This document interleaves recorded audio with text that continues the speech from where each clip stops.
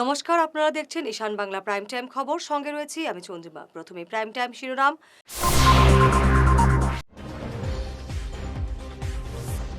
বিধানসভা নির্বাচন ঘিরে বিজেপির হাই ভোল্টেজ প্রস্তুতি শুরু, অসমে নির্বাচনী ইনচার্জ বৈজয়ন্তী পান্ডা।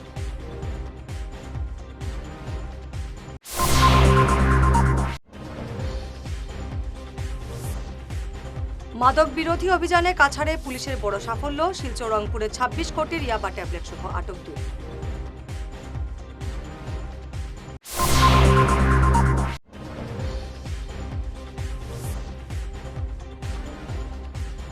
বিভিন্ন অভিযোগে করিমগঞ্জ সিভিলে জেলা শাসকের সারপ্রাইজ ভিজিট।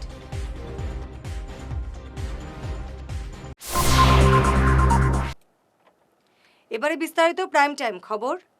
অসমে বিধানসভা নির্বাচন ঘিরে মাঠে নেমে পড়ল বিজেপি। দলের শীর্ষ নেতৃত্ব প্রস্তুতি শুরু করে দিয়েছে। ওড়িশার প্রবীণ নেতা বৈজয়ন্তী পান্ডাকে অসমে নির্বাচনী ইনচার্জের দায়িত্ব দিয়েছে বিজেপি। তার সঙ্গে কো ইনচার্জ হিসেবে দায়িত্ব পেয়েছেন সুশীল কুমার এবং দর্শনা বেন। শক্তিশালী সাংগঠনিক দল নিয়ে অসমের ক্ষমতা ধরে রাখতে গেরুয়া শিবির এখন থেকেই নির্বাচনী কৌশল তৈরি করতে শুরু করেছে। এই নয়া টিমের নেতৃত্বে বিজেপি কিভাবে এগোয় সেটাই এখন দেখার ব্যাপার। শিলচর রংপুরে মিজোরাম থেকে গুয়াহাটিমুখী একটি ট্রাক থেকে 26 কোটি টাকার ইয়াবা ট্যাবলেট বাজেয়াপ্ত করল কাছাড় পুলিশ।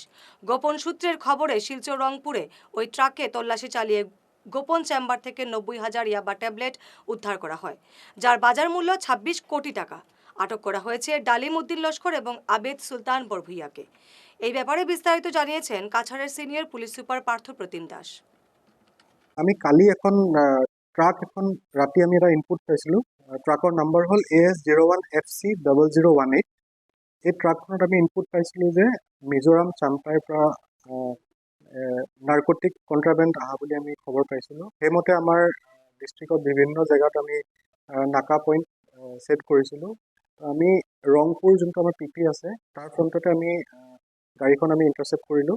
ইণ্টাৰচেপ্ট কৰাৰ পিছত আমি ট্ৰাকৰ ভিতৰ চাইডে আমি দেখিলোঁ যে চিক্ৰেট চেম্বাৰ আছে। চিক্ৰেট চেম্বাৰত আমি থৰলি NDPS প্ৰচিডিউৰ মতে আমি তেতিয়া চাৰ্চ কৰিলোঁ। কৰোঁতে আমি তাতে 90,000 ইয়াবা টেবলেট পাইছোঁ আৰু তাৰ মাৰ্কেট ভেলু 26 crores হয়। আৰু তাৰ লগতে আমি দুজনক আটক কৰিছোঁ, ডালিম উদ্দিন লস্কৰ আৰু আবিদ সুলতান বৰভুইয়া। এই দুজন ধলাইৰ বাসিন্দা হয় আৰু তেওঁলোকে যোনটো কণ্ট্ৰাবেণ্ড আছিলে এইটো গুৱাহাটী চাইডে লৈ যোৱা উদ্দেশ্য আছিল। করিমগঞ্জ সিভিল হাসপাতালে চিকিৎসা পরিষেবা নিয়ে দীর্ঘদিনের অভিযোগের ভিত্তিতে জেলাশাসক প্রদীপ কুমার দ্বিবেদী আজ হঠাৎ পরিদর্শনে যান। তার এই সারপ্রাইজ ভিজিটের মূল কারণ ছিল এক রোগীর জরুরি সোনোগ্রাফি রিপোর্ট দিতে হাসপাতাল কর্মীদের বিরুদ্ধে উদাসীনতার অভিযোগ। রোগীর স্বামীর অভিযোগের ভিত্তিতেই জেলাশাসক আজ হঠাৎ হাসপাতাল পরিদর্শনে যান। আমি রিপোর্টটা আমি জমা দিয়েছি ডিসি স্যারের কাছে। ডিসি স্যারের ডাইরেক্ট নিয়ে এটা নিয়ে মানে সোনোগ্রাফি রুমে নিয়ে জমা দিয়েছি। এটা আগে আমার দিয়েছি 30 তারিখে ডিসি স্যার আমার এটা মানে যেও আজকে সোনোগ্রাফি করা আও ডাক্তার ইমার্জেন্সি দিয়ে থাকে এটা লগালগ সোনোগ্রাফি ওইটো লাগে। আমি গরিব দেখিয়া পয়সাওয়ালা দেখিয়া আজকে পয়সা আছে আমি বাইরে গেলে করাই দিব, যারা গরিব দুঃখী আছে তারা তো ইমার্জেন্সি করতে লাগবে, কেন তারা তো বাইরে গিয়ে করতে পারতো না। যেটা আমি সরকার থেকে ফেসিলিটি পাইছি আমি করতে লাগবে, কেন আমার ডাক্তার বলছে এনে আও তুমি ওখানে সোনোগ্রাফি করিয়ে আমার রিপোর্ট জানাও। ওখানে আমার রিপোর্ট দিছে, রিপোর্টের মধ্যে তোমার প্রবলেম আছে, তুমি মস্ত আছে খালি তুমি রেজিস্ট্রেশন থাকো। মানে আমি আজকে দিয়ে আমি এই রিপোর্টটা দিয়ে আমি সোনোগ্রাফি যদি না করতো এটা তো আমার 2 দিন পরে আমার সোনোগ্রাফি করলাম না, 2 দিন পরে আমি রিপোর্ট পেলাম না, আমি তো মানে আমি গর্ব থাকলাম না। हॉस्पिटल में सडन विजिट जैसा कुछ नहीं है, रूटीन विजिट था।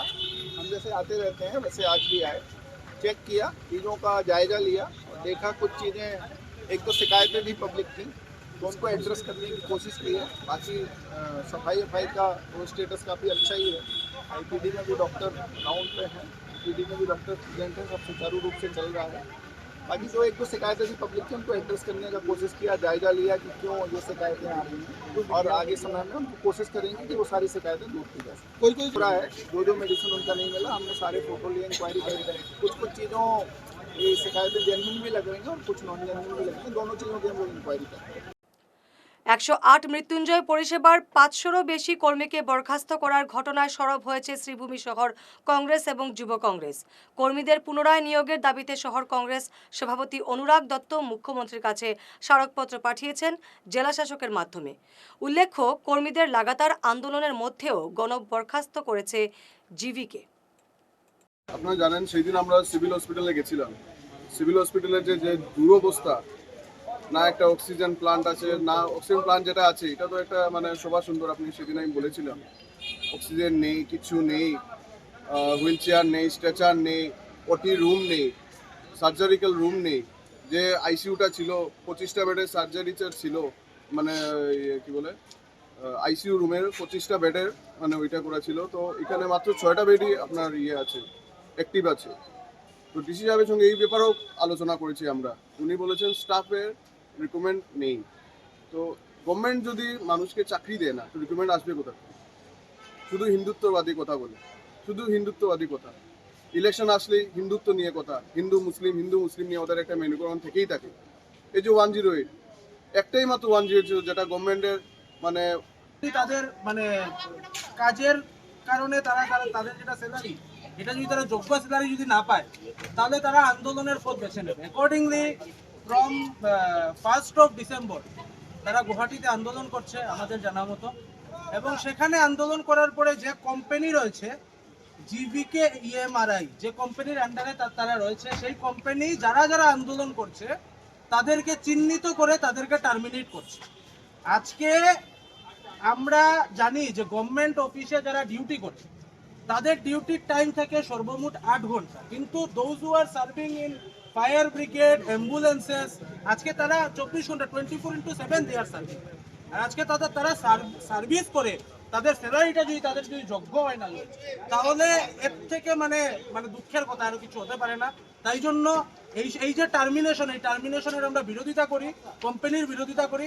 এই কারণে আমরা ডিসি সাহেবের সাথে আলোচনা করে মুখ্যমন্ত্রীর উদ্দেশ্যে আজ আমরা একটা স্মারকপত্র প্রেরণ করেছি, এবং আমরা আশা করছি যে মুখ্যমন্ত্রীর দৃষ্টি আকর্ষণ হওয়ার পর যাতে যাদেরকে টার্মিনেট করা হচ্ছে বা করা হয়েছে তাদের প্রতি। এবারে সময় ঈশান বাংলা প্রাইম টাইম বিরতির। ঈশান বাংলা নিউজের বিশাল দর্শক ভিত্তির সঙ্গে যুক্ত হয়ে তাৎক্ষণিক পৌঁছে যান হাজার হাজার গ্রাহকের কাছে। কেবল টিভি, ইউটিউব এবং সোশ্যাল মিডিয়ায় একযুগে আপনার ব্যবসার ব্যাপক প্রচার। শক্তিশালী বিজ্ঞাপন দিন, আকর্ষণীয় ভিডিও তৈরি করুন, আর সবাইকে জানিয়ে দিন আপনার উপস্থিতি আবশ্যক। নম্বর 1 ঈশান বাংলা নিউজ, যেখানে খবরের বিশ্বস্ততা আপনার প্রচারের শক্তি। ফিরে এলাম বিরতির পর। পুরনো গরু চুরির মামলায় মীমাংসা করার জের ধরে শরীফুদ্দিন বড়ভূইয়ার ওপর প্রাণঘাতী হামলা। কাটলিছড়ার ধলাই মলাই এলাকায় শরীফুদ্দিনের ওপর এই হামলার ঘটনা সংঘটিত হয়েছে। তাকে মারধর করে মোবাইল এবং নগদ 4 লক্ষ টাকা ছিনিয়ে নেওয়ার অভিযোগ। গুরুতর আহত শরীফুদ্দিন শিলচর মেডিকেলে চিকিৎসাধীন। তারা রাস্তা আমরা তোরা উল্টা সাইডে, তারা সামনে আমরা দরিয়া তারা মারধর করে রাস্তা, আর সে 2-3 জনটা মারধর করে ওরকম। আজ কয়েকদিন থেকে ওরকম তারা করে। এটা তো পুলিশেও এটা অ্যাকশন নেয় না। এটা আমরা পুলিশের শরীফুদ্দিন বড়ভূইয়া দলাই পার্ট 4 কিছু আসলো। এত কারবারি মানুষ শরীফুদ্দিন বড়ভূইয়া, যে এত কারবার করে, তার লগে টাকা পয়সা আসলো, তাকদাত নিয়ে মানুষের টাকা পয়সা দিত। তার মনে হয় টাকা 3-4 লাখ থাকবো তার লগে। ওগুলো মনে নিছেন কি বাইক একটা কই নিছেন, কইতে পারা যায় না। খারকে লাগাইয়েছিল আমার জ্যাকেটর দেবো 1,20,000 টাকা আসলো আমার জ্যাকেটর দেবো। আমি বলতে একবার টাকা দিতাম, ও বাইক নারে দিতাম, বাইক নারে টাকা দিতাম। আমি বার লইয়া বার হয়েছি, বয়ারও টাকা বয়ারও না যাইয়ার। বাইকও নাই, আমার জ্যাকেটও নাই, আমার গেঞ্জি পর্যন্ত নাই, আমার গামছা পর্যন্ত নাই, কোনটা নাই আরো করকে লাগাইয়া দিছে আমারে। মোবাইলও নাই, মোবাইলেও আমার বাক্কা টাকা আছে। নিখিল আসাম স্বর্ণশিল্পী সমিতি কাছাড় জেলা কমিটির উদ্যোগে শিলচর মালুগ্রামের উদয়ন সংঘে রবিবার অনুষ্ঠিত হল প্রথম টেনিস বল ক্রিকেট নকআউট প্রতিযোগিতা। স্বর্ণশিল্পীদের মধ্যে সৌহার্দ্য এবং ক্রীড়া চর্চা বৃদ্ধির লক্ষ্যে এই ইভেন্ট আয়োজিত হয়। ফাইনালে মদনমোহন জুয়েলার্স চ্যাম্পিয়ন এবং খান জুয়েলার্স রানার্স আপ হয়েছে। সমিতির রাজ্য সভাপতি জগবন্ধু পাল এবং জেলা সভাপতি অমিত বণিক পুরস্কার বিতরণ করেন। নমস্কার। আজকে আমরা নিখিল আসাম স্বর্ণশিল্পী সমিতির কাছাড় জেলা সমিতি একটি টেনিস ক্রিকেট টুর্নামেন্ট করতে যাচ্ছি এবং সেটা আমাদের প্রথমবারের মতন।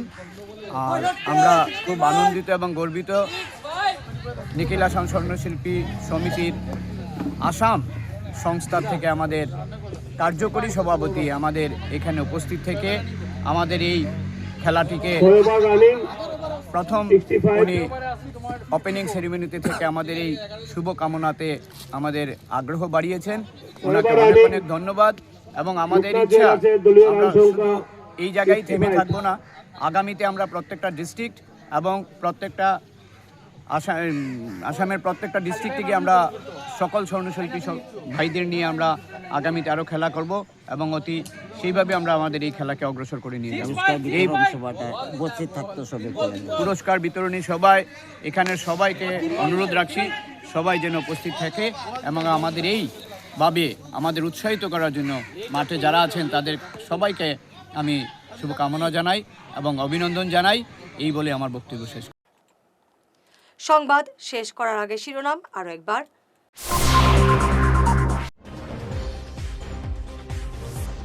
বিধানসভা নির্বাচন ঘিরে বিজেপির হাই ভোল্টেজ প্রস্তুতি শুরু, অসমে নির্বাচনী ইনচার্জ বৈজয়ন্তী পান্ডা।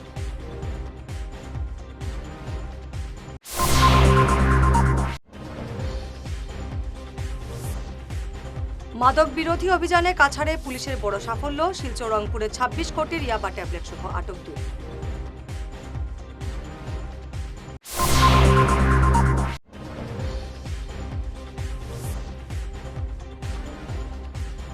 বিভিন্ন অভিযোগে করিমগঞ্জ সিভিলে জেলা শাসকের সারপ্রাইজ ভিজিট।